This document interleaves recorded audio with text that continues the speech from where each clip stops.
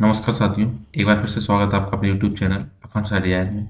इस बेहद ही खास सीरीज में बात करते हैं करंट अफेयर्स की, साथ ही साथ करते हैं उनका एनालिसिस, जो न केवल यूपीएससी एग्जाम के लिए आवश्यक है, बल्कि जितने भी स्टेट के पीसीएस एग्जाम हैं और उनके साथ अन्य जितने भी कॉम्पिटिटिव एग्जाम हैं, चाहे वो एसएससी हो, बैंकिंग हो, रेलवे हो, टीचिंग हो या फिर फोर्सेस के एग्जाम हो, उन सभी के लिए न केवल ये करंट अफेयर आवश्यक हैं, बल्कि आपको दैनिक जीवन में होने वाले जो घटनाएं हैं, चाहे वो आपके राष्ट्रीय स्तर पे हों, राज्य स्तर पे हों या फिर अंतर्राष्ट्रीय स्तर पे हों, उन सब के बारे में ना केवल आप जान पाते हैं, आपको जानकारी मिलती है, बल्कि उनके आपको विश्लेषण मिलने से ये हो जाता है कि आपको ना फैक्ट भी क्लियर होते हैं और उनके पीछे कॉन्सेप्ट भी क्लियर हो जाते हैं।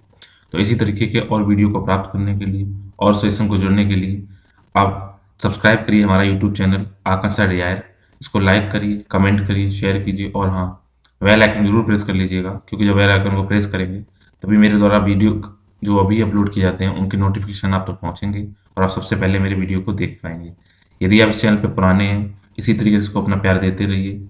अभी हाल ही में हमने 1100 सब्सक्राइबर प्राप्त कर लिए हैं, तो आप अपने दोस्तों के साथ, नियर वन के साथ, रिलेटिव के साथ इसको शेयर करिए, उनसे सब्सक्राइब कराइए, जिससे हमारा ये एजुकेशनल डिजिटल प्लेटफॉर्म ना केवल ग्रोथ कर सके, बल्कि उन लोगों को भी इस फ्री एजुकेशनल सिस्टम का फ़ायदा मिल सके और कहीं न कहीं वो भी अपनी बातों को और अच्छे से जान पाएँ, अपने कॉन्सेप्ट को क्लियर कर पाएँ।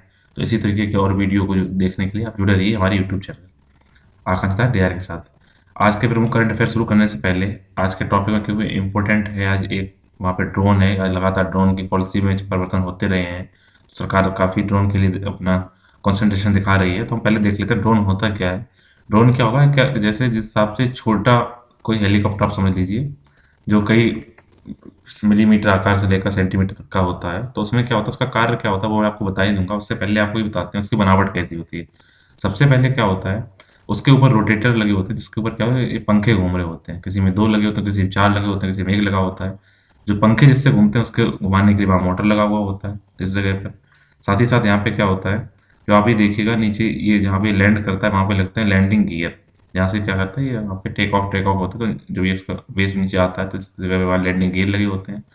कई कई ड्रोन के नीचे पे क्या होता है, कैमरा लगा हुआ होता है। कहीं पर क्या होता है, यहाँ पे सामान कुछ टंगा होता है, उसको वहाँ पे सप्लाई किया जाता है।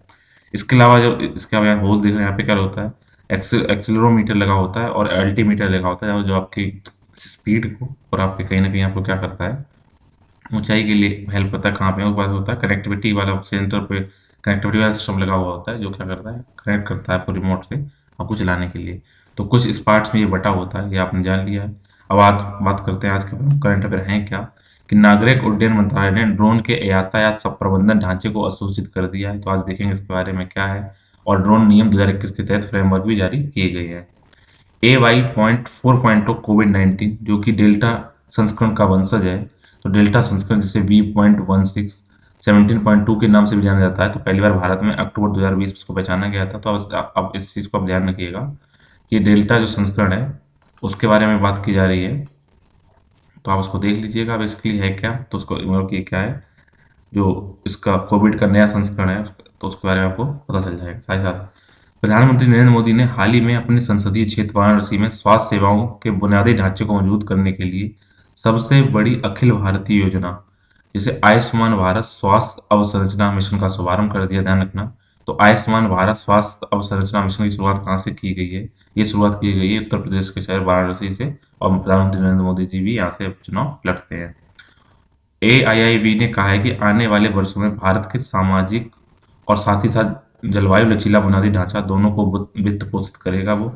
इस बीच भारत से भौतिक बुनियादी ढांचे और सामाजिक बुनियादी ढांचे जैसे स्वास्थ्य देखभाल प्रणालियों के बीच संतुलन बनाने के लिए भी कहा गया है। तो ध्यान रखना, भौतिक बुनियादी ढांचे उनको कहा जाता है, रोड होते हैं, ट्रांसपोर्ट वगैरह सिस्टम, वो भौतिक हो जाता है। और सामाजिक क्या हो जाता है कि उसमें कि आपके एजुकेशन, स्वास्थ्य सिस्टम क्या, वो इस तरीके से। चीन ने आसियान देशों के साथ दक्षिणी चीन सागर के लिए आचार संहिता की रूपरेखा पर बातचीत तेज करने का आह्वान किया है। तो आज हम बात करेंगे दक्षिण चीन सागर के बारे में और देखेंगे वहां पर चाइना का क्या कहा है। राष्ट्रीय जनसंख्या रजिस्टर अर्थात नेशनल पॉपुलेशन रजिस्टर के नवीनतम रूप में मातृभाषा, माता और पिता का जन्म स्थान, साथ ही साथ निवास का अंतिम स्थान जैसे विवादास्पद प्रश्नों को बरकरार रखा गया है इसमें। जैसा कि रजिस्ट्रार जनरल के तहत एक समिति द्वारा संकलित एक दस्तावेज के अनुसार से पहले ही बोला गया था। तो इसमें ध्यान रखना, माता पिता, आपका जन्म स्थान क्या है, आपकी मातृभाषा क्या है, आपका अंतिम निवास स्थान क्या है, उसके बारे में इसमें लिखा गया है। गैर कानूनी रोकथाम अधिनियम, जिसको अनलॉफुल एक्टिविटीज प्रिवेंशन एक्ट बोला जाता है, उसके बारे में आज जानेंगे। साथ ही साथ बात करेंगे राष्ट्रीय साइबर सुरक्षा समन्वयक के बारे में। तो ये सारे आज के करंट अफेयर्स हैं, तो अब इनको डिटेल में देखते हैं। तो सबसे पहले उन टॉपिक्स को देखते हैं जो यूपीएससी के सामान्य अध्ययन पेपर 2 से लिंक हैं। और अगर आपसे कहीं आता है कि विभिन्न क्षेत्रों के विकास के लिए सरकार की नीतियां क्या हैं और उनके जो हस्तक्षेप किए गए उन नीतियों के अंदर उसके क्या क्या मुद्दे उत्पन्न हुए हैं, इससे संबंधित कोई प्रश्न आएगा तो वहां से एक क्वेश्चन आपसे बनेगा। ड्रोन के यातायात प्रबंधन के लिए जो ढांचा बनाया गया है उसके बारे में बात की जाएगी। तो केंद्र सरकार ने ड्रोन के लिए क्या क्या ढांचा बनाया, उससे पहले दैनिक भास्कर की इस खबर को देख लेते हैं कि ड्रोन का इस्तेमाल कहाँ कहाँ होगा या कहाँ कहाँ किया जाता है।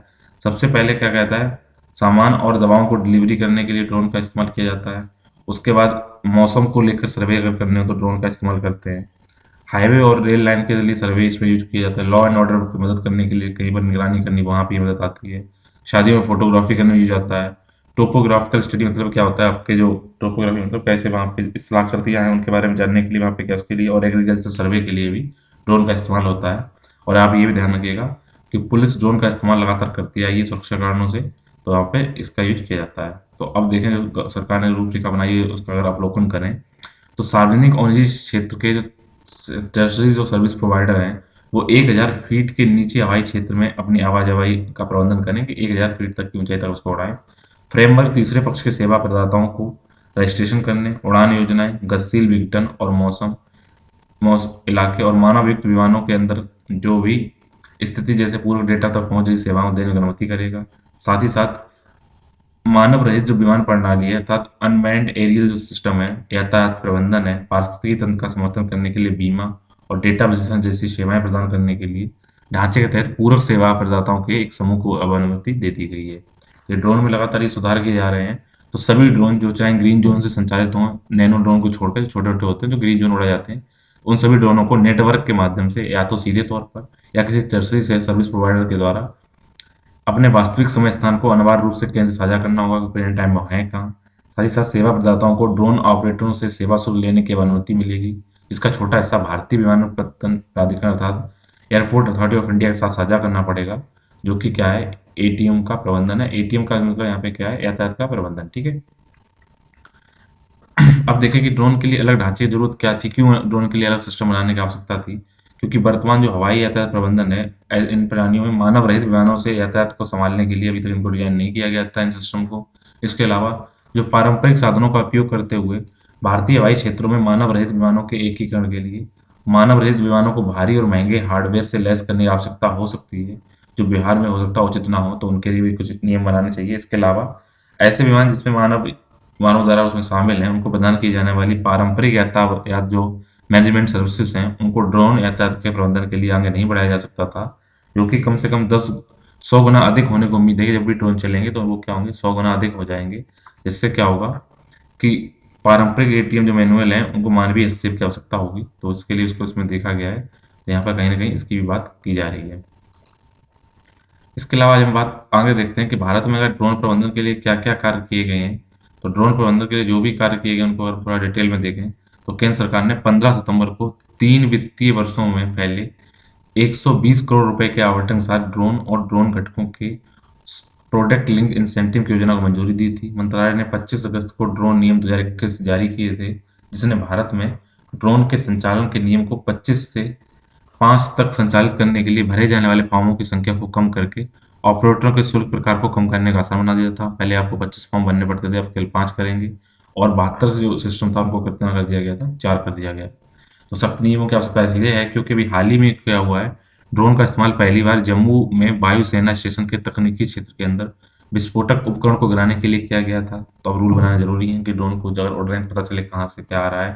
साथ ही साथ पिछले 2 वर्षों की अगर बात की जाए तो भारतीय क्षेत्रों में हथियारों, गोला बारूद और ड्रग्स की तस्करी के लिए पाकिस्तान स्थित संगठनों द्वारा नियमित रूप से ड्रोन का इस्तेमाल किया गया। अगर सरकारी आंकड़ों की बात करें तो 2019 में पाकिस्तान से लगी सीमा पर 167 ड्रोन देखे गए हैं और 2020 में ऐसे 77 ड्रोन देखे गए थे। हाल के वर्षों में बात की जाए तो ड्रोन जो टेक्नोलॉजी है वो तेजी से प्रसार हो रही है और इसका वैश्विक बाजार में तेजी से विश्वास हो रहा है, उसका विकास हो रहा है। तो अब इस क्या है, दुनिया से सबसे सुरक्षित शहरों में भी ड्रोन हमले की संभावना से इनकार नहीं किया जा सकता है, तो वहां पर भी ड्रोन का सिस्टम देखना पड़ेगा। ड्रोन लगातार सुरक्षा के लिए खतरा बनते जा रहे हैं और विशेष रूप से ऐसे क्षेत्रों में जहाँ पर क्या है कि नॉन स्टेट एक्टर हैं जो क्या करते हैं, देश को अपने देश के अंदर रह के आंतरिक स्थिति को शांति बढ़ाने की कोशिश करते हैं। तो वहां तक टेक्नोलॉजी जब आसान से पहुंच रही है तो उनको अब नियमन करने की जरूरत है। आप ध्यान रखें, डेल्टा कोविड वेरिएंट का सब कोविड स्ट्रेन का एक सब वेरिएंट आया है, नाम याद रखिए AY.4.2। ये आपका टॉपिक लेंगे स्वास्थ्य से संबंधित मुद्दों को लेकर। अगर हम बात करें तो वेरिएंट का मतलब क्या होता है, अगर कोई पेरेंट सेल है, पेरेंट स्ट्रेन है, वो किस तरीके से दिखता है, इसमें आरएनए आया और उसका म्यूटेशन हो गया, म्यूटेशन होकर क्या हुआ, उसका आरएनए में कुछ चेंजमेंट आए और राइबोन्यूक्लिक एसिड जिसको बोलते हैं, चेंजमेंट आने से क्या हुआ, जो पहले इस तरीके का वेरिएंट दिखाई पड़ता था अब उसमें कुछ रेड रेड चीज़ें आ गई हैं, तो इसको क्या हुआ, इसके बिहेवियर में चेंज आ जाएगा, आरएनए के सिस्टम में चेंज आ जाएगा, तो ये बोलते हैं वेरिएंट आ गया, चेंजमेंट आ गया म्यूटेशन के द्वारा, उत्परिवर्तन द्वारा, इसे बोलते हैं कि नया वेरिएंट बन गया। तो अगर से देखें इस वेरिएंट का फैलाव कहाँ है, वर्तमान में ये इंग्लैंड यानी कि यूके से है इसका, और ये यहाँ पे 96% मामले यहाँ यूके में पाए जा रहे हैं। इसके बाद यहाँ डेनमार्क, जर्मनी में भी 1% से अधिक मामले हैं। ये अमेरिका, इजराइल और रूस में भी बताया गया है। तो लगभग कहाँ जहाँ जितने डेवलप्ड कंट्रीज हैं यूरोपीय देशों के, वो वहाँ पर इसको पाया जा रहा है। भारत में भी ये इस तरीके के मामले मध्य प्रदेश और महाराष्ट्र में देखे गए हैं। तो देखते हैं इसके खतरनाक कितना है। तो यूके के जो वहाँ पे जो हेल्थ सिक्योरिटी सिस्टम उसने कहा है कि इसका निर्धारण वर्ष 4.5 पर साक्ष्य अभी सामने आ रहे हैं, लेकिन ये अधिक गंभीर बीमारियों का कारण नहीं बनता है। कोविड-19 जेब्स के संदर्भ में अगर बात की जाए तो उसके उपवंश वर्तमान में तैनात टीकों को इसके खिलाफ किसी भी कम प्रभावी प्रदान नहीं करता है। तो वो भी हाँ ये वेरिएंट है, बट उसको भी कवर करने की उम्मीद है।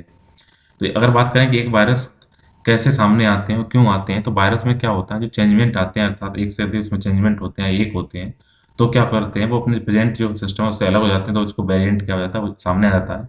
क्योंकि अनिवार्य रूप से वायरस का लक्ष्य उस चरण पर तक पहुंचना होता है जहां पर मनुष्यों के साथ वह रह सके, क्योंकि इसे जीवित रहने के लिए एक मेजबान की आवश्यकता होती है।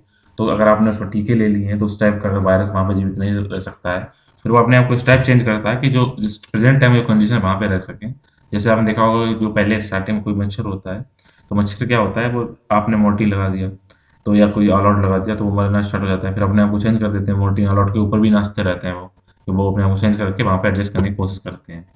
तो होता क्या है, जब आरएनए में थोड़े चेंजमेंट होते हैं जानबूझ के अनजाने में, जो भी त्रुटियां होती हैं उसको बोलते हैं म्यूटेशन। और म्यूटेशन जो म्यूटेशन हो जाता है तो ऐसे वायरस को वेरिएंट कहा जाता है। वेरिएंट एक या एक से अधिक जो म्यूटेशन होते हैं उनसे मिलकर बनता है। अगर उत्परिवर्तन की बात करें तो इसमें क्या होता है, उत्परिवर्तन मतलब क्या होता है, चेंज, कि अगर आरएनए या वायरस के आनुवंशिक जो लक्षण हैं उनमें अगर अनुक्रमण यानी उनके परिवर्तन हुआ, वो चेंजमेंट आया है, उसको उत्परिवर्तन बोलते हैं। तो जो सरस कोविड 2 के मामले में, जो कि एक राइबोन्यूक्लिक एसिड वायरस है, इसमें उत्परिवर्तन का अर्थ है उस क्रम में परिवर्तन जिसमें इसके अणु व्यवस्थित होते हैं, तो अणुओं के सिस्टम में चेंजमेंट आ जाए, तो वहाँ बोलते हैं उसको उत्परिवर्तन। तो आरएनए वायरस में उत्परिवर्तन अक्सर तब होते हैं जब वायरस स्वयं की क्या करते हैं, कॉपीज बनाते हैं, और कॉपी बनाते टाइम गलतियां हो जाती हैं, तो उसमें क्या होता है, चेंजमेंट आ जाते हैं। बात करें कि प्रधानमंत्री नरेंद्र मोदी द्वारा वाराणसी में इस साल स्टार्ट किए गए स्वास्थ्य सेवा क्षेत्र के बुनियादी ढांचे को मजबूत करने के लिए Ayushman Bharat health infrastructure mission और देखते हैं वो है क्या। ये स्वास्थ्य से संबंधित सभी मुद्दे हैं। तो PM Ayushman Bharat health infrastructure mission, जिसके pan India health infrastructure scheme for world class facility के साथ इसको शुरू किया गया है। तो बात करेंगे योजना के बारे में, ये है क्या, एक बार देख लीजिए। मोदी जी ने इसको भी लॉन्च किया वाराणसी में। तो देश में सबसे पहली बार इसको कहाँ लॉन्च कर दिया गया है, वाराणसी के अंदर लॉन्च कर दिया गया है। तो देखते हैं, इसको लगभग 64,180 करोड़ रुपए 5 वर्ष खर्च करने की बात कही गई है हेल्थ इंफ्रास्ट्रक्चर को मजबूत करने के लिए। देखते हैं कि जो योजना के बारे में है क्या। तो इस योजना के अगर उद्देश्य की बात करें तो देश भर में इसको क्या करना है, स्वास्थ्य सेवाएं उनकी बुनियादी ढांचे को क्या करना है, मजबूत करना है, जिससे क्या लोगों को आसानी से स्वास्थ्य सेवाएं कवरेज हो सकें। साथ ही साथ ये सार्वजनिक स्वास्थ्य बुनियादी ढांचे विशेष रूप से महत्वपूर्ण देखभाल जो भी होती है उसको सुधारने, शहरी और ग्रामीण दोनों क्षेत्र में प्राथमिक देखभाल जो जो अंतर आते हैं, शहरों में अलग है, गाँव में अलग है, उनको क्या है उसके अंतराल को भरना है और सभी में एक जैसी सुविधा उपलब्ध कराना है। इसके माध्यम से होगा क्या, देश में 5 लाख से अधिक आबादी वाले सभी जिलों में एक्सक्लूसिवली क्या होता है, क्रिटिकल केयर अस्पताल बनाए जाएंगे, जो कि ब्लॉक के माध्यम से क्रिटिकल केयर सेवाएं उपलब्ध होंगी, जबकि शेष जिलों को रेफरल सेवाओं के माध्यम से कवर किया जाएगा। मतलब अगर किसी भी शहर में 5 लाख या उससे अधिक आबादी है तो वहां पर ऐसी सुविधाएं दी जाएंगी जो क्रिटिकल कंडीशन में जरूरी है। और उससे अगर कम जनसंख्या है तो क्या होगा, जो पास वाले जिले जहाँ पर क्रिटिकल सेवाएं उपलब्ध हैं वहां पर उनको रेफर करने के लिए भी लक्ष्य उनके ऐसी सेवाएं वहां उपलब्ध कराई जाएंगी। तो देश भर में अभी जो जितने लैब्स हैं उनके नेटवर्क के माध्यम से लोगों को सार्वजनिक स्वास्थ्य प्रणाली में जो नैदानिक सेवाएं हैं उनकी पूरी जो सीरीज है उस तक देना वो उनका टारगेट होगा। साथ ही साथ जितने भी जिले हैं उनको क्या करेंगे, इंटीग्रेटेड रूप से क्या करेंगे, सार्वजनिक स्वास्थ्य प्रयोगशालाएं स्थापित की वहाँ पे की जाएंगी। साथ ही साथ सभी जिलों में एकीकृत स्वास्थ्य सेवाएं प्रयोगशालाएं भी स्थापित की जाएंगी। इससे होगा क्या, इससे ये होगा कि लोगों को देश भर में जितने भी लैब हैं उनको नेटवर्क के माध्यम से जो भी अपनी सेवाएं हैं पर डे की उनमें एक सीरीज तक उनको पहुंच हासिल होगी। साथ ही साथ ब्लॉक स्तर पर, जिला स्तर पर, क्षेत्र स्तर पर, यहाँ तक कि राष्ट्रीय स्तर पर अब निगरानी होगी इन प्रयोगशालाओं के नेटवर्क के माध्यम से। साथ ही साथ ये इंफॉर्मेशन टेक्नोलॉजी सक्षम रोग निगरानी प्रणाली भी स्थापित करने की बात कही गई है। सभी सार्वजनिक स्वास्थ्य प्रयोगशालाओं को एकीकृत स्वास्थ्य सूचना पोर्टल के माध्यम जोड़ा जाएगा। मतलब इसमें होना क्या है, बेसिकली क्या है, आप कोई भी जांच होती है तो लैब को क्या किया जाएगा, इंटरकनेक्ट कर दिया जाएगा पूरे रीजन, स्टेट, ब्लॉक और आपके डिस्ट्रिक्ट लेवल पे। तो क्या होगा, अगर आपकी कोई भी कहीं पर भी आपकी रिपोर्ट निकाली जाएगी तो सबके बारे में आपको पता चल जाएगा।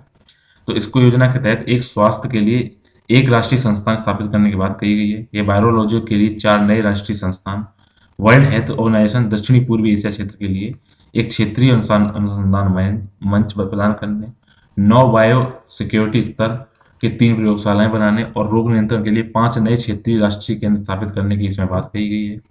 अगर इस योजना के लाभ और महत्व की बात की जाए तो ये 10 उच्च फोकस वाले राज्यों में 17,788 ग्रामीण स्वास्थ्य और कल्याण केंद्रों की सहायता प्रदान करेगा। इसके अलावा ये सभी राज्यों में 11,024 शहरी स्वास्थ्य और कल्याण केंद्र स्थापित किए जाएंगे। तो इसमें 17,788 गाँव में और 11,024 गाँव शहरों में स्वास्थ्य कल्याण केंद्र स्थापित करने की बात कही गई है। अगर हम इसके संक्षिप्त विवरण की बात करें, हेल्थ केयर इंफ्रास्ट्रक्चर का अगर बात करें तो इसमें क्या होगा, तो लंबे समय से भारत को ऐसे प्रणाली की जरूरत थी। यहाँ की नवीनतम सर्वेक्षण का रिपोर्ट देखें तो क्या है कि 70% स्थानों में सार्वजनिक स्वास्थ्य सेवाएं अब उपलब्ध हैं, जबकि शहरी क्षेत्रों में 87% की तुलना में ग्रामीण क्षेत्रों में केवल 65% की उपलब्धता थी। उसको कम करने की, उसको गैप भरने की बात कही गई है। साथ ही साथ अगर सर्वे की बात की जाए तो 45% स्थान ऐसे हैं जहां पर लोग पैदल चलकर स्वास्थ्य सेवाओं तक पहुंच सकते थे, जबकि 43% स्थानों में उन्हें ट्रांसपोर्ट करने की जरूरत थी, वहां पर परिवहन की जरूरत थी। इनके सर्वे में यही पाया गया है कि शहरी इलाकों में स्वास्थ्य सेवाओं की निकटता अधिक है। शहरी क्षेत्रों में 64% जो भी लोग हैं वो पैदल चलकर स्वास्थ्य सेवाओं तक पहुंच सकते हैं, जबकि ग्रामीण क्षेत्रों में केवल 37% ही ऐसे लोग हैं जो अपने पैदल जाके वहाँ चीज़ों को पहुंच सकेंगे। नहीं तो वहाँ पे क्या होता है, कहीं ना कहीं उनको यातायात लेने की जरूरत पड़ती है। आइए बात करेंगे एशियन इंफ्रास्ट्रक्चर इन्वेस्टमेंट बैंक के बारे में। इसमें हुआ क्या, अभी हाल ही में क्या किया है, भारत में सामाजिक और जलवायु परिवर्तन और लचीले बुनियादी ढांचे को पोषित करने के लिए एशियन इंफ्रास्ट्रक्चर इन्वेस्टमेंट बैंक ने अपना हाथ बढ़ाया है। ये टॉपिक है महत्वपूर्ण अंतर्राष्ट्रीय संस्थान, एजेंसियां और मंच, उनकी संरचना कैसी है। तो अगर हम बात करें एशियन इंफ्रास्ट्रक्चर फंड के बारे में तो इसमें देखते हैं एशियन इंफ्रास्ट्रक्चर इंस्टीट्यूशन जो इन्वेस्टमेंट बैंक है वो है क्या। ये एक बहुपक्षीय विकास बैंक है जिसका ये इसका उद्देश्य क्या है, ये एशिया और उसके बाहर, ध्यान रखना ये कुछ आता है कि एशियन बैंक क्या एशिया के बाहर भी अपना इन्वेस्ट करती है, तो हाँ बिल्कुल करती है, ये क्वेश्चन आ चुके हैं। ये सामाजिक और आर्थिक जो रिजल्ट है उनको सुधारने में कोशिश करती है। इसमें 57 संस्थापक सदस्य हैं जिस जो बैंक की मेंबरशिप लिए हुए हैं। इनके अगर मुख्यालय की बात की जाए तो एशियन इंफ्रास्ट्रक्चर इन्वेस्टमेंट बैंक है, उसका मुख्यालय कहाँ है, चाइना की राजधानी बीजिंग में है। ये अधिकृत जो पूंजी स्टॉक की प्रारंभिक सदस्यता का 50% हिस्सा रखने वाले 10 सदस्य राज्यों से अनुसमर्थन प्राप्त करने के बाद इसकी स्थापना 25 दिसंबर 2015 को की गई थी। ध्यान रखना इसका संचालन कब शुरू हुआ था, प्रचालन कब शुरू हुआ था, वर्ष 2015 में। इसका लक्ष्य क्या है, इसका लक्ष्य ये है कि आज टिकाऊ बुनियादी ढांचे और अन्य उत्पादन क्षेत्रों में निवेश करके हम क्या करेंगे, लोगों को सेवाओं और बाजारों को जोड़ना है जो समय के साथ अरबों लोग हैं उनके जीवन को प्रभावित करेंगे और बेहतर भविष्य निर्माण में ये हेल्प करेंगे। अब इनकी सदस्यता लगभग 100 से अधिक हो गई है। अगर इसमें देखें कि किसको कितना परसेंट है वोटिंग का, इसमें भारत को 7.6% वोटिंग राइट है, रसिया को 6% वोटिंग राइट, जर्मनी को 4.2 है और बैंक में 26% 6 पॉइंट वोटिंग शेयरों के साथ चाइना सबसे बड़ा शेयरधारक, ध्यान रखना। तो लगभग 1/4 वोटिंग राइट किसके पास है, चाइना के पास है। और क्षेत्रीय सदस्यों के पास कुल बैंक के मतदान का 75% हिस्सा है। अगर देखें कि इसके विभिन्न अंग कौन कौन से हैं तो बोर्ड ऑफ गवर्नेंस है जिससे क्या करते हैं, ये मिलकर ये चलाते हैं लोग। निदेशक मंडल है जो भी दिशा निर्देश जारी करने का कार्य करता है, निदेशक मंडल करता है। और साथ ही साथ अंतर्राष्ट्रीय सलाहकार पैनल भी इसमें है। आइए बात करेंगे दक्षिण चीन सागर विवाद के बारे में, क्योंकि चाइना कह रहा है कि हम यहाँ पे कोड बनाएंगे, आचार संहिता बनाएंगे, उनकी रूपरेखा बनाने की कोशिश कर रहा है। ये भारत के हितों को प्रभावित करने के लिए जितने भी विकासशील देशों की नीतियाँ हैं या पड़ोसी देशों की नीतियाँ हैं, उनका राजनीतिक प्रभाव क्या है, विकसित देशों की नीतियाँ क्या हैं, उनके बारे में बात करता है। अगर हम बैकग्राउंड देखें तो अगले साल दक्षिणी चीन सागर अर्थात दक्षिणी ओशियन जो चाइना है उसमें क्या होगा, पार्टियों के आचार पर घोषणा के साइन करने की 20वीं वर्षगांठ है। तो चीन इस अवसर को और यादगार बनाने के लिए क्या कह रहा है कि वहाँ पर जो भी एक्टिविटीज़ होंगी उनको मनमाने ढंग से ना किया जाए, बल्कि क्या किया जाए कि उस कोड्स उनके ऊपर बन जाएँ, आचार संहिता बन जाए। तो उनको साथ वो चाइना काम करना चाहता है। इस घोषणा के बारे में अगर बात करें तो नवंबर 2002 में क्या हुआ था, अगर इतिहास में जाएँ, तो चीन और 10 आसियान देशों ने दक्षिणी चीन सागर में पार्टियों को आचरण की गैर बाध्यकारी घोषणा पर साइन किए थे कि वो उस टाइम जो साइन थे, उनमें जो भी घोषणा की जाएँगी वो गैर बाध्यकारी होंगी। उन दस्तावेज़ों में ऐसा देखा गया है कि सभी 11 पक्षों ने अंततः एक बाध्यकारी आचार संहिता को समाप्त करने के लिए अपनी कमिटमेंट दिखाई। उस दस्तावेज में ये भी कहा गया था कि दक्षिणी चीन सागर में जो जो कोड ऑफ कंडक्ट बनेंगे उनको अपनाने से क्षेत्र में शांति और स्थिरता को बढ़ावा मिलेगा। तो अब देखें जब ये सारी बातें हो गई तो कुल मिलाकर मुद्दा है क्या? तो चाइना का जो दक्षिण चीन सागर के कई दक्षिण पूर्वी एशियाई देशों के साथ अतिव्यापी क्षेत्रीय दावे बढ़ गए हैं कि उन्हें लगता है वो देश कह रहे हैं कि वहाँ पे ये हमारा हिस्सा है, ओवरलैप कर गए हैं चाइना के साथ, चाइना कह रहा है ये हमारा हिस्सा है, तो उसमें थोड़ी दिक्कतें आई हैं। अगर बात करें तो किसके साथ अगर कॉम्पिटिशन बढ़ी है तो ब्रुनई, मलेशिया, फिलीपींस, ताइवान और वियतनाम के साथ कॉम्पिटिशन बढ़ने के दावे के साथ चीन लगभग सभी जो समुद्र के संसाधन हैं उन पर अपना दावा करने लगा है, जिसके माध्यम से शिपिंग व्यापार में अरबों डॉलर का सालाना यहाँ पे मुनाफे की बात कही गई है। तो चाइना के ऊपर जहाज रोधी मिसाइलें और सतह से हवा में मार करने वाली मिसाइलों सहित सैन्य हार्डवेयर की एक श्रृंखला को तैनात करने का भी आरोप यहाँ पे लगाया गया है इन देशों के द्वारा। और वर्ष 2016 में अंतर्राष्ट्रीय न्यायाधिकरण के फैसले की अनदेखी करके, जिसमें अधिकांश जल को अपने ऐतिहासिक दावे का बिना कोई आधार के घोषित कर दिया गया है, तो चाइना की यहाँ पर आक्रामकता लगातार दिख रही है। तो देखते हैं चीन दक्षिण चीन सागर में जहाँ चाइना एक नया रूल बनाने की कोशिश कर रहा है वो है क्या। तो दक्षिणी चीन सागर की स्थिति देखें, ये दक्षिणी पूर्वी एशिया में प्रशांत महासागर का जो पश्चिमी हिस्सा है उसकी एक शाखा है। यह चीन के दक्षिण में, वियतनाम के पूर्व और दक्षिण में, फिलीपींस के पश्चिम में और ब्रुनई जो बोर्निया द्वीप है उसके उत्तर में स्थित है। यहाँ ताइवान जलडमरू मध्य से पूर्वी चीन सागर और लुजोन जलडमरू मध्य से फिलीपींस सागर से आप उसको जोड़ सकते हैं। तो आप देखिए जो मैं आपको बता रहा था कुछ कंडीशन ये है कि ये वियतनाम देश है, ये मलेशिया है, ब्रुनई है, फिलीपींस है, ताइवान है, चाइना है। तो यहाँ पर ये जो आप डॉट डॉट देख रहे हैं 9 डैश लाइन है, यहाँ चाइना बात करता है कि ये वाला जो लाइन है कि यहाँ पर उसका हिस्सा है। तो यहाँ पर आप देखिए मेन मेन क्या है, यहाँ पर पार्सल आइलैंड है, साथ में स्क्वायर ऑफ सोल है और यहाँ पे साथ स्प्रेटली आइलैंड है। तो ये कहीं ना कहीं आपसे लोकेशन भी पूछी जाती है कि पार्सल आइलैंड स्प्रेटली आइलैंड क्या है। ये दक्षिणी चीन सागर की बात हो रही है, तो इस चीज़ को आप ध्यान रखिएगा। यहाँ पे चीन का जनवादी गणराज्य Taiwan, Philippines, Malaysia, Brunei, Indonesia, Singapore और वियतनाम यहाँ इसके क्षेत्र के हिस्से हैं।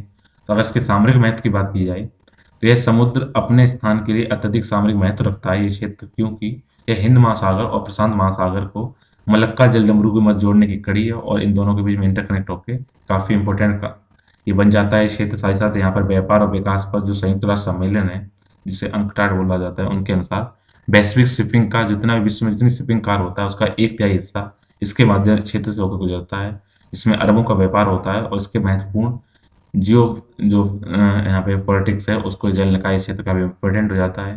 यहाँ पर एक पैरासेल द्वीप है जिस पर चाइना, ताइवान और वियतनाम अपने अपना दावा करते हैं। स्प्रेटली आइलैंड मैंने आपको भी बताया वो चीन, ताइवान, वियतनाम, ब्रुनई, फिलीपींस पे दावा करते हैं। स्कारबोरो सोल जो भी मैंने बताया उसको फिलीपींस, चाइना का, ताइवान इसमें अपना दावा करते हैं। तो यहाँ पे क्या है, लगातार लड़ाइयाँ बनी रहती हैं। 2010 के बाद में चीन ने UNCLOS अर्थात यूनाइटेड नेशन जो लॉ है जो किसके सी के ऊपर, उदाहरण के लिए Gaven Reef, Johnson South Reef और क्लियर क्रॉस रीफ के तहत लाने के लिए निर्जीवन टापुओं को कृत्रिम टापुओं में चेंज कर दिया। चाइना वहाँ पर अपने दबदबा बढ़ाने की कोशिश कर रहा है। तो यहाँ पर लगातार दक्षिणी चीन सागर चर्चा का विषय बना रहता है। तो दक्षिणी चीन सागर की लोकेशन, वहाँ पर कौन से आइलैंड है, पास में कौन कौन से देश हैं, इनको आप ध्यान रखिएगा। बात करेंगे राष्ट्रीय जनसंख्या रजिस्टर के बारे में, क्योंकि अभी भी इसमें आप अपनी मातृभाषा बताइए, आप अपने माता पिता के जन्म स्थान बताइए, प्रेजेंट टाइम में आप कहाँ रह रहे हैं उनका स्थान बताइए, माता पिता कहाँ रहते हैं। तो ऐसे विवादास्पद उसमें अभी भी क्वेश्चन रखे गए हैं। तो उसमें क्या हुआ है, आंतरिक सुरक्षा संबंधित मुद्दे हैं वो आपके लगातार प्रभावित हो रहे हैं। तो नेशनल पॉपुलेशन रजिस्टर के बारे में बात करेंगे और देखते हैं मुद्दा है क्या। तो नेशनल पॉपुलेशन रजिस्टर को पहली बार 2010 में संकलित किया गया, उसको वहाँ पे लिखा आपस में आंकड़े जो लाए गए थे और 2015 में इसको अपडेट किया गया था। लेकिन जो नए प्रश्न है वो सितंबर 2019 से लेकर में आए और 30 लाख जो उत्तरदाताओं से जुड़े एक परीक्षण अभ्यास का हिस्सा थे। कुछ राज्यों और नागरिक समूहों द्वारा इस जो इसमें एक्टिविटी की गई उनका विरोध किया गया, क्योंकि नेशनल पॉपुलर रजिस्टर जो नागरिकता नियम 2003 है उनके अनुसार भारतीय नागरिकों के जो राष्ट्रीय रजिस्टर है उसके संकलन की दिशा में ये पहला कदम है, और इसमें इस तरीके के क्वेश्चन इसमें जो लिए जा रहे हैं वो दिक्कत आ रही है। तो अब देखते हैं कि जो नेशनल पॉपुलेशन रजिस्टर है यानी राष्ट्रीय जनसंख्या जो रजिस्टर है वो सामान्य जनगणना से कैसे अलग है। तो जो एनपीआर है इसका उद्देश्य है क्या, ये इसका उद्देश्य ये है कि देश के प्रत्येक जो सामान्य निवासी हैं उनका एक व्यापक पहचान डेटाबेस बनाना है, और भारत के प्रत्येक सामान्य निवासी के लिए एक एनपीआर में रजिस्ट्रेशन करना अनिवार्य कर दिया गया है। जबकि अगर जनगणना की बात की जाए तो इसके माध्यम से क्या होता है, एक सामान्य डाटा इकट्ठा किया जाता है, जो कि जनगणना अधिनियम 1948 की धारा 15 के अनुसार जनगणना में एकत्र की गई सभी व्यक्तिगत स्तर की जानकारियां गोपनीय रहती हैं और केवल एकत्रित जो डेटा है उसका जो एडमिनिस्ट्रेशन यूज होता है उसको जारी किया जाता है। जबकि यहाँ पे क्या होता है, व्यापक पहचान के डाटा इकट्ठा किया जाता है वो कहाँ किया जाता है, एनपीआर में किया जाता है।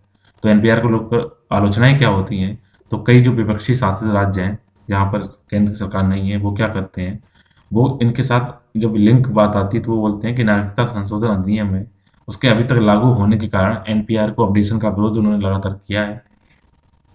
वर्ष 2003 में बनाए गए नागरिकता नियमों के अनुसार एनपीआर भारतीय नागरिकों के राष्ट्रीय रजिस्टर या एनआरसी के संकलन की दिशा में पहला कदम था। इसमें बात की गई है। तो एनपीआर है क्या, तो मैंने पहले ही बता दिया वहाँ पे क्या होता है। तो एनपीआर सामान्य निवासियों का एक रजिस्टर है जो गांव स्तर तक स्थान के विवरण से जुड़ा हुआ है और समय समय पर जन्म मृत्यु प्रवास के कारण जो भी चेंजमेंट आते हैं उसको यहाँ पे अपडेट किया जाता है, चेंज किए जाते हैं। तो अगले चरण के रूप में 2021 हाउस लिस्टिंग और हाउस सेंसस के साथ इसको अपडेट किया जाना था, लेकिन कोविड-19 महामारी के कारण ये अनिश्चितकाल के लिए स्थगित कर दिया गया है। तो देखते हैं कि भारत इनकी नज़रों में एक सामान्य निवासी कौन है। तो एक सामान्य निवासी को एनपीआर के उद्देश्यों के लिए जो परिभाषा दी गई है वो ऐसे लोग हैं जो पिछले 6 महीने या उससे अधिक समय में किसी स्थान विशेष में रहते हैं, और वे व्यक्ति जो अगले 6 महीने या उससे अधिक समय तक उस क्षेत्र में रहने का इरादा रखते हैं वो सामान्य निवासी हैं। ऐसे इसमें बात कही गई है। बात करेंगे गैर कानूनी गतिविधियां रोकथाम अधिनियम अर्थात अनलॉफुल एक्टिविटी प्रिवेंशन एक्ट। अभी आपने देखा होगा इंडिया पाकिस्तान का मैच हुआ और पाकिस्तान ने भारत को 10 विकेट से हराया। भारत देखो मैच में जीतना हारना खेल का हिस्सा है, वो होता रहता है। और हुआ क्या, हमसे भी कहीं ना कहीं गलतियां हुई हैं कि हमने उनकी राष्ट्रवादी भावनाओं को आहत किया है कि अगर हम लगातार उनसे उन्हें हरा रहे थे तो हमने उनको मीडिया पे इतना वहां कवरेज दे दिया कि जैसा लगा कि हम मैच नहीं एक युद्ध लड़ रहे हैं। तो कहीं ना कहीं वो खिलाड़ियों पर प्रेशर होता है, चाहे वो भारत के हों या पाकिस्तान के, और उसमें एक को जीत मिलेगी हार मिलेगी। तो जब भारत उसमें बुरी तरीके से हार गया है तो हुआ क्या था, तो देश के अंदर ही कहीं न कहीं थोड़े जश्न देखा गया है, कुछ इलाकों में पटाखे फोड़े गए हैं, मोहम्मद शमी को टारगेट भी बनाया गया था। तो हुआ क्या है, श्रीनगर में हाल ही में टी20 विश्व कप मैच में भारत और पाकिस्तान की जीत के जश्न का नेतृत्व करने वाले जो छात्र थे उन पर क्या किया गया है, गैर कानूनी गतिविधि रोकथाम अधिनियम अर्थात ऊपा अनलॉफुल एक्टिविटी प्रिवेंशन एक्ट के तहत उन पर आरोप लगाए गए हैं। छात्रों को पुलिस रिकॉर्ड में भारत विरोधी संगठनों के ओवरग्राउंड वर्कर के रूप में भी चिन्हित किया जाएगा और भविष्य में सरकार द्वारा वित्त पोषित सभी लाभों से उनको वंचित करने की बात कही गई थी। तो हम अगर अपने देश के हमारे प्लेयर हैं ऐसे टाइम पे हमें उनको सपोर्ट करना चाहिए, ना केवल उनको टारगेट करके उनको उल्टा भरा बुरा कहें, बल्कि देश के कई हिस्सों में तो बहुत ही गलत बात है कि हम क्या कर रहे हैं, लग पटाखे खुशियां जता रहे हैं। तो सीधी बात है ये आप पे आएगा, ये आपको क्राइम का चार्ज लगेगा। तो सरकार इसमें क्या किया गया है, सरकार ने ये बोला है कि कोई भी अच्छा बल्लेबाज है गेंदबाज है वो क्या है, वो उसकी राष्ट्रीयता की परवाह किए बिना उसकी जय जयकार करने से कुछ भी गलत नहीं है।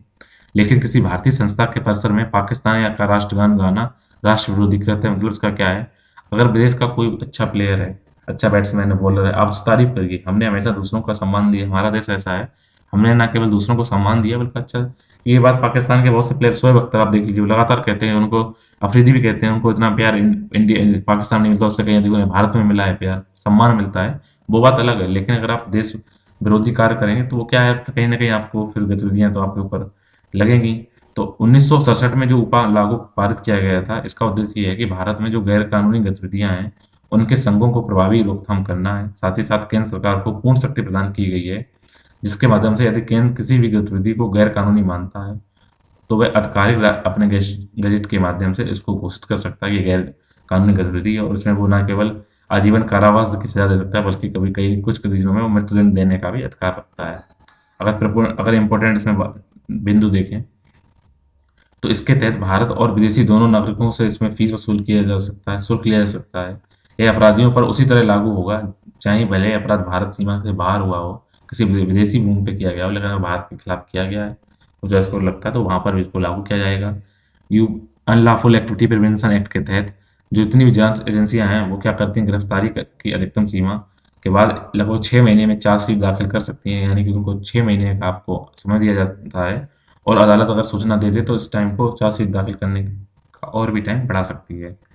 तो 2019 में कुछ इसमें संशोधन किए गए थे, जब क्या क्या कहा गया था, तो जांच एजेंसियों के महानिदेशक को अब संपत्ति को जब्ती करना या कुर्की करने की मंजूरी दे दी का अधिकार दिया गया था, और जबकि उससे पहले उनको जांच मामले का अधिकार था। अब क्या बोला कि आप अगर वो जांच में शामिल नहीं होते तो उनकी संपत्ति को आप कुर्क कर सकते हैं। इस अधिनियम में राज्य में डीएसपी या एएसपी रैंक या उससे ऊपर वाले रैंक के अधिकारी द्वारा मामले के जो पहले जांच की जाती है, अब उनके अलावा उसमें इंस्पेक्टर या उससे ऊपर रैंक के नेशनल इन्वेस्टिगेशन एजेंसी के अधिकारी हैं, उनको भी अब आतंकवाद के मामलों की जांच करने का अधिकार दिया गया है। साथ ही साथ एक व्यक्ति को आतंकवादी के रूप में नामित करने का भी अब प्रावधान कर दिया गया है। तो अगर देखें उच्च दिल्ली की जो हाई कोर्ट है उसने इसकी एक रूपरेखा को परिभाषित किया था।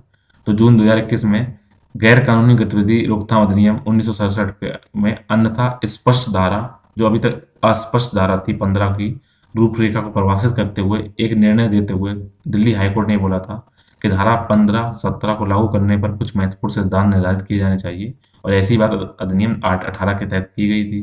तो देखें जो इसकी धारा 15-17-18 है वो क्या है। 15 आतंकवादी अधिनियम के अपराध को शामिल करती है। 17 आतंकवादी कृत्य के लिए धन जुटाने के लिए दंड का प्रावधान करती है। एक तरफ आतंकवादी अधिनियम के लिए जो अपराध है उसको शामिल करने के लिए, फिर धन जुटाने के लिए, और 18 आपराधिक कृत्य करने के लिए साजिश करने, ठीक है, एक तरफ है धन जुटाना, एक तरफ क्या साजिश करने के लिए सजा, या आतंकवादी कृत्य के करने की तैयारी करने वाले किसी भी कार्य के लिए अपराध इसमें शामिल किया गया है। तो अदालत ने ऐसा कहा है कि आतंकवादी जो अधिनियम है इसको हल्के में इस्तेमाल नहीं किया जाना चाहिए, ताकि उन्हें तुच्छ न बनाया जा सके बल्कि वो एक बड़ा रहे। और आतंकवादी गतिविधि वह है, इनके परिभाषा के अनुसार, जो सामान्य दंड कानून के तहत निपटने के लिए कानून प्रवर्तन एजेंसियों की क्षमता से परे यात्रा करती है। अर्थात क्या है, जो सामान्य कानून है उनसे ऊपर कोई गतिविधि होती है वो आतंकवादी गतिविधियों में शामिल होती है। ये हितेंद्र विष्णु ठाकुर के मामले में सर्वोच्च न्यायालय का निर्णय था, उसमें ये बात कही गई थी कि आतंकवादी कृत्य को कोई सामान्य घटना ना माना जाए। बात करेंगे राष्ट्रीय साइबर सुरक्षा समन्वयक के बारे में, तो 2014 में प्रधानमंत्री कार्यालय ने अर्थात पीएमओ ऑफिस ने राष्ट्रीय साइबर सुरक्षा समन्वयक का पद सृजित किया था। तो अगर बात करें एनसीएससी अर्थात राष्ट्रीय साइबर सुरक्षा समन्वयक कार्यालय के बारे में, ये राष्ट्रीय सुरक्षा मामलों के लिए राष्ट्रीय स्तर पर विभिन्न एजेंसियों के साथ समन्वय स्थापित करने का कार्य करता है, और देश में साइबर सिक्योरिटी के लिए उसके लक्ष्य को बढ़ने के लिए कार्य करता है। साथ ही साथ यहाँ पर साइबर सुरक्षा के लिए अपनी दिन रात प्रयत्न करता है। इसी के साथ जितने भी करंट अफेयर्स थे उनका एनालिसिस था वो कंप्लीट होता है। उम्मीद है आपको ये टॉपिक समझ में आए होंगे। और आप कम अगर इतना डिटेल में नहीं पढ़ना चाहते ना पढ़िए, आप इसमें जो स्टार्टिंग के जो आपका इसमें दे रखा होता है उन न्यूज़ को देख लीजिए, तो आप उसमें अगर नोट्स में लिख लीजिए, क्योंकि जब तक आप कॉन्सेप्ट को नहीं समझेंगे तो आप आंसर सही से डिटेल में नहीं देख पाएंगे। फिर भी अगर आप चाहते हैं शॉर्टकट में पढ़ना, शॉर्टकट में पढ़िए, लेकिन उसके वो कोई समस्या का हल नहीं होगा। आप डिटेल में आपको कहीं ना कहीं पढ़ना ही होगा। तो अगर आप 30 मिनट आज लगाते हैं वो ज़्यादा अच्छे हैं, बजाय पेपर टाइम 12-14 घंटे लगाकर भी कुछ ना समझें। तो जुड़े रहिए हमारे यूट्यूब चैनल आकाश अध्याय के साथ, जहाँ आपको मिलेंगे ऐसे ही लगातार करंट अफेयर, बाकी अन्य टॉपिक से संबंधित रिलेटेड वीडियो और उनके कॉन्सेप्ट। और यदि आप इसमें कोई आपको समस्या है तो आप कमेंट बॉक्स में लिखिए। इसका पीडीएफ फॉर्म चाहते हैं तो अपने ईमेल एड्रेस को कमेंट बॉक्स में लिखिए, आपको पीडीएफ सेंड कर दी जाएगी। पीडीएफ मिलेंगे एक नए सेशन में एक नए टॉपिक के साथ। जुड़े रहिए मेरे यूट्यूब चैनल, तब तक के लिए थैंक यू।